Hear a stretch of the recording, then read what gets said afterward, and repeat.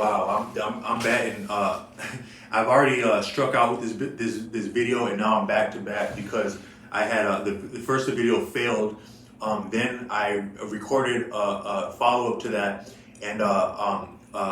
deleted it when I was doing yet another follow up. And then I did another follow up where I sounded like I was repeating myself, but it was being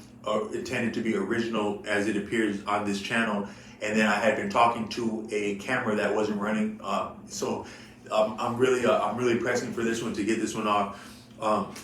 But I was explaining, and I really, this sound like a stick at this point. But I was explaining that a stick is like something that people often repeat as like a sales line, or like just their banter and their backstory. That it's a little bit played out, but they do it so much and so often that people don't recognize that it's like an old trick. But it kind of sounds that way because when we repeat ourselves, we don't sound as original as the first time we say something. But so I was discussing wolves, and how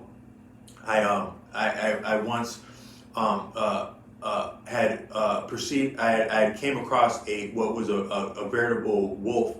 running against the direction I was traveling, yet making it seem as though I had been in a parked car by the speed they were moving at. And then within maybe 1 to 2 weeks, being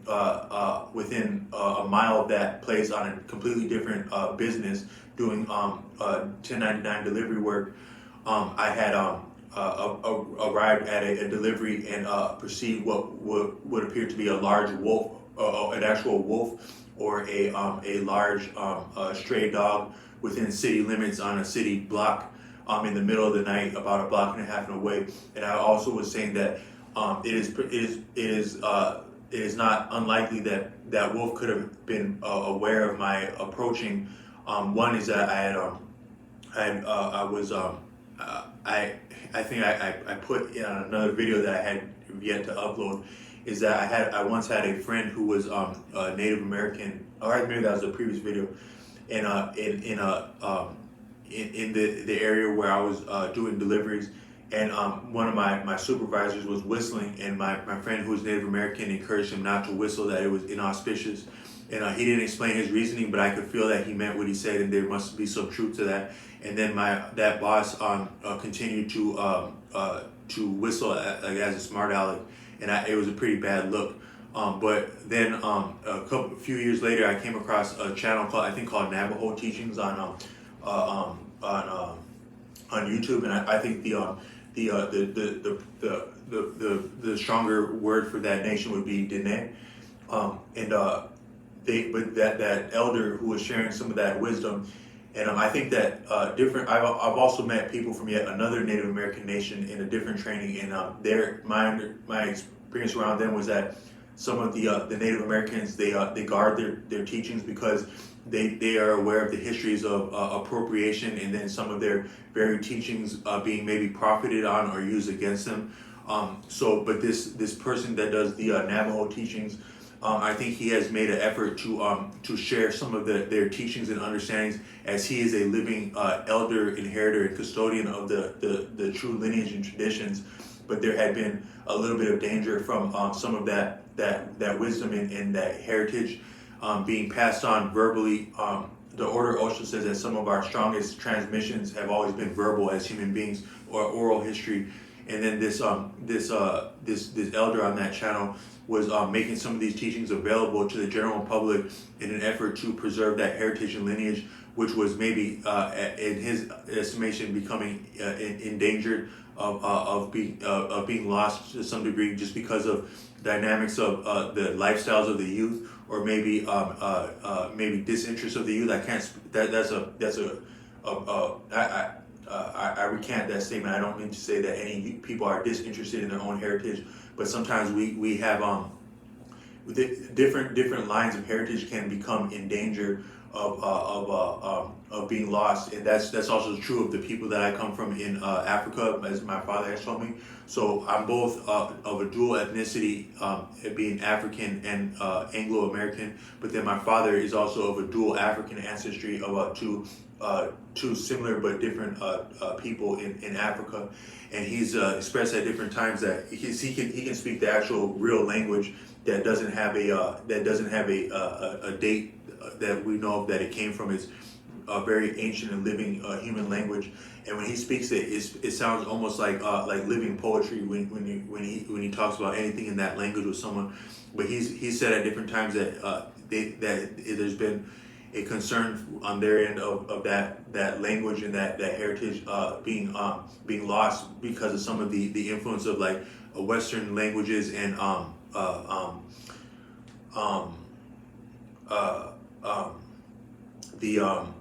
there's a word the overwhelming influence of the English language. There's certain word hegemony. No, is it hegemony? I think that the hegemony of the English language as being very influential to the point of diluting and watering out different languages and cultures because we're so reliant and dependent on the English language. But then it's similar with like with other people, including the Dene. So it's under a rare circumstance that this Dene elder was sharing their deeper teachings and making it available to the general public. But I was able to grab, and I really thank them for that wisdom that they shared. But what he was explaining is that they understand that sound travels sound travels far generally, but even more so at night when things are very quiet, or even just the influence of night is different than the influence of day. So that affects how sound behaves. But then no less whistling is also yet still significant, perhaps even on a spiritual level. But even in just in objective reality, whistling travels more so at night and could betray a person's presence to their opposition or someone that has an interest of them in them, whether positive or negative. So then I was traveling at night with doing this DoorDash in the off hours of the night, wee hours of the night. And then I had sound in the car, like hip hop and R&B music, though the windows were rolled up. And then I had I probably would have had a unique scent profile because I was wearing a lot of cologne then, and the colognes have like what's called a dry down. So like days after putting the cologne on, it actually smells more unique and richer when having had a chance to mature on and kind of settle into your clothing. But yeah, it's still potent, and then so there was the sound of the car, and then the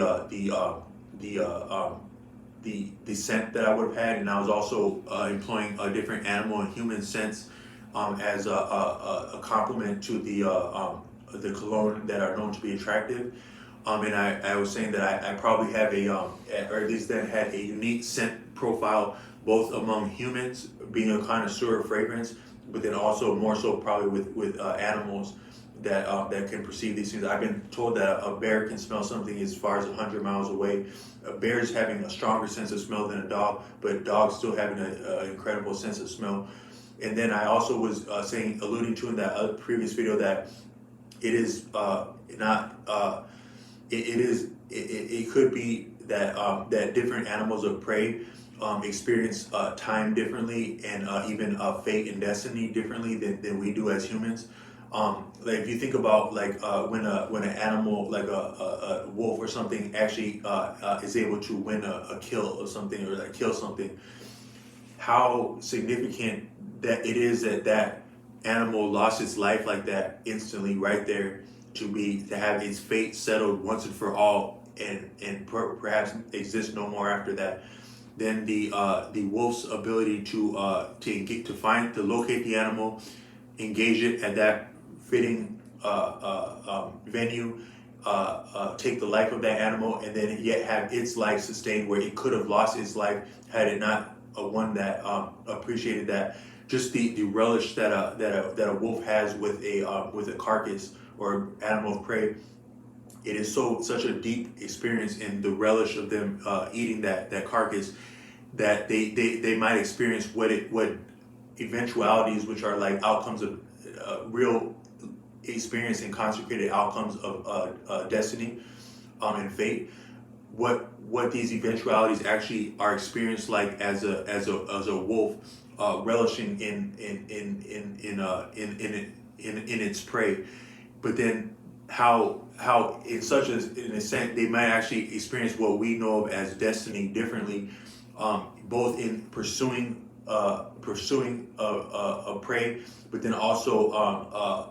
consuming that prey and taking that prey's essence on with them as what's now their body, as being very deep. And I had referenced in another, I'm not sure if I actually got this one off in that other video, about how there was a story of a surfer who lost his life surfing at a populated beach, but had a premonition about the awareness of danger in the water, and then also that his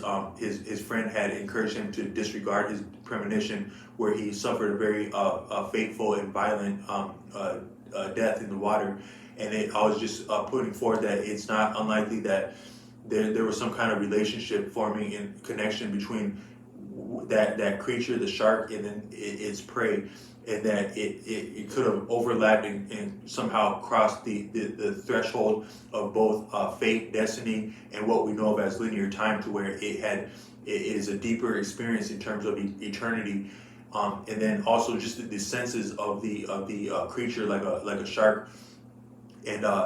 how they can likely perceive things that we can't. So it's same for like a wolf or a tiger, and some of these might actually have to do with like timing and how they can be at a certain place. So I was saying that as I was doing that delivery in the off hours of the night, my scent profile, my sound profile, my general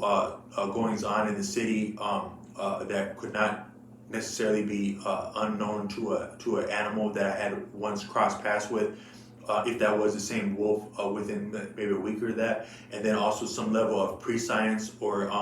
providence that would allow that creature to be there when I was very vulnerable and extended at off hour of the night, even in a city limit. And then I put in one of these videos that didn't upload, is that I don't have like arbitrary notions of identity as a human being. Like I don't know that a wolf in nature would really recognize me as anything different than a food source. And the YouTuber King Noble said that in terms of like conflict and like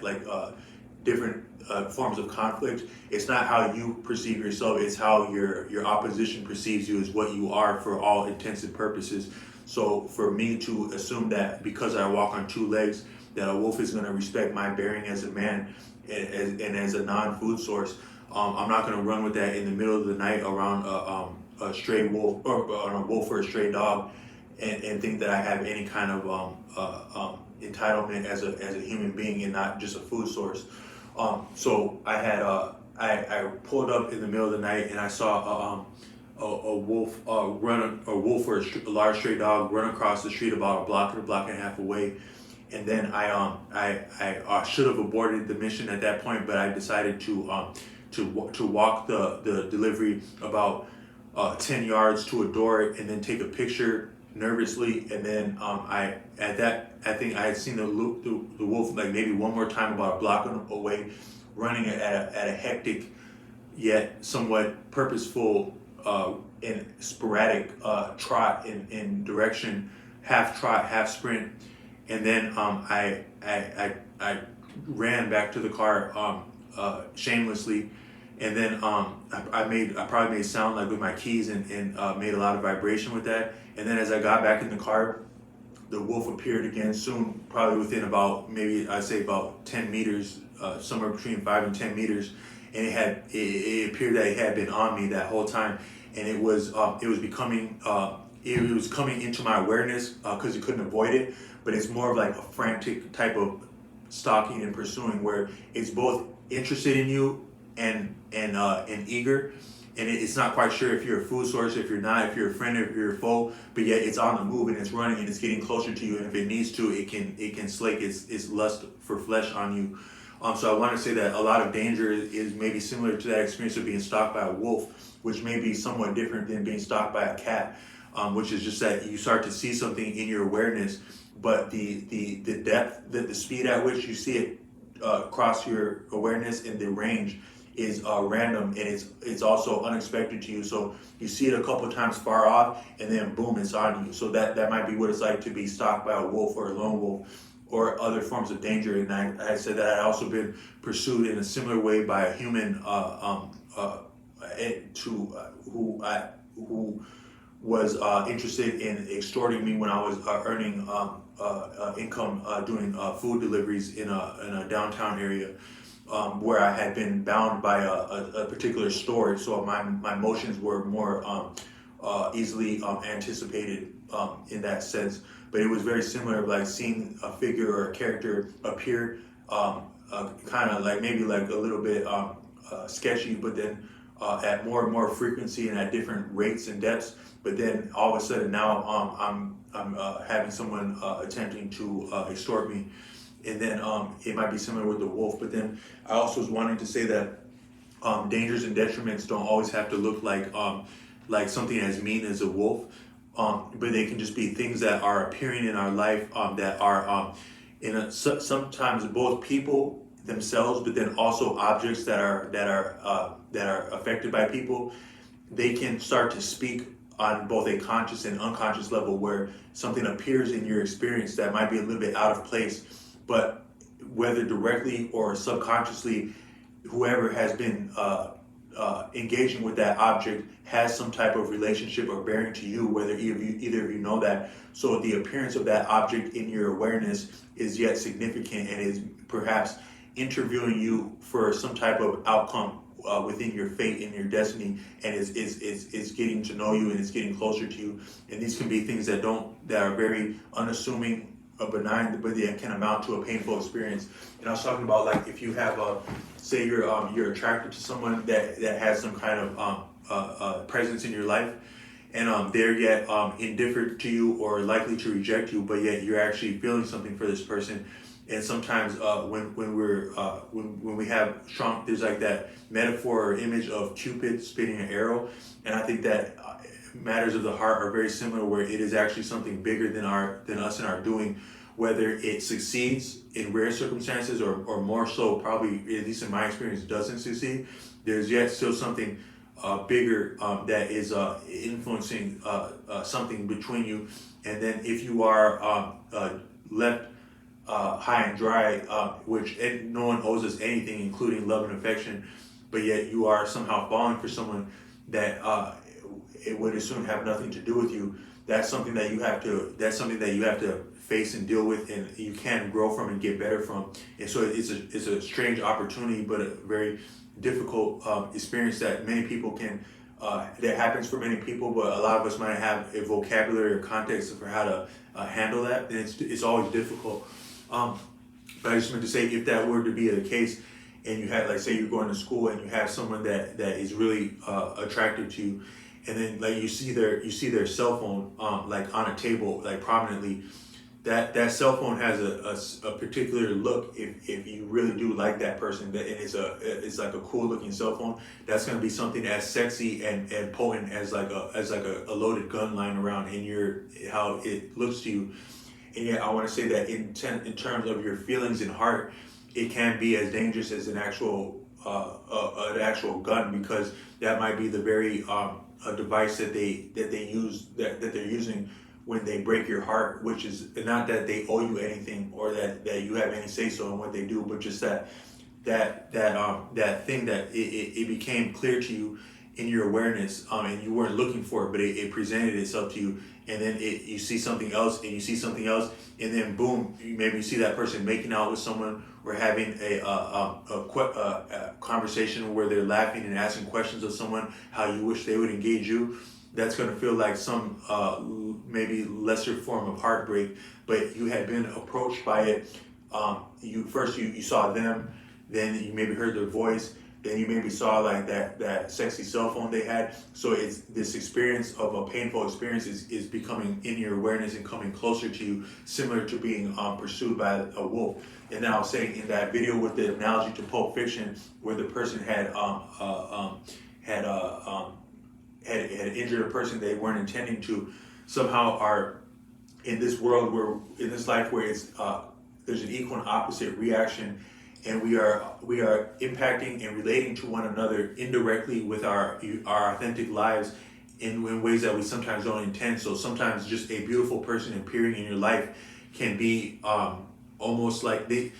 orders. Osho says that the real seducers are actually more so women than men, because women, we're more so what we're not aware of or what we don't try to be. So by women not trying to not trying to seduce you and just being their natural selves, they end up somehow actually seducing you, who think of yourself as a seducer, which are probably more like Pepe Le Pew. But I just meant to say that sometimes the things people do indirectly are way more potent, or maybe advantageous or disadvantageous, than anything they do consciously. So a figure, an attractive person appearing in your life, and yet moving sporadically and closer to breaking your heart or disappointing you, or then more significantly, like not more seriously, like if you were to see weapons appearing in your vicinity, like first you're in an area and you see a like maybe a cohort of law officers, and they have firearms, maybe even a higher grade of firearms than you're used to seeing, and they also look like they mean business, or they're not,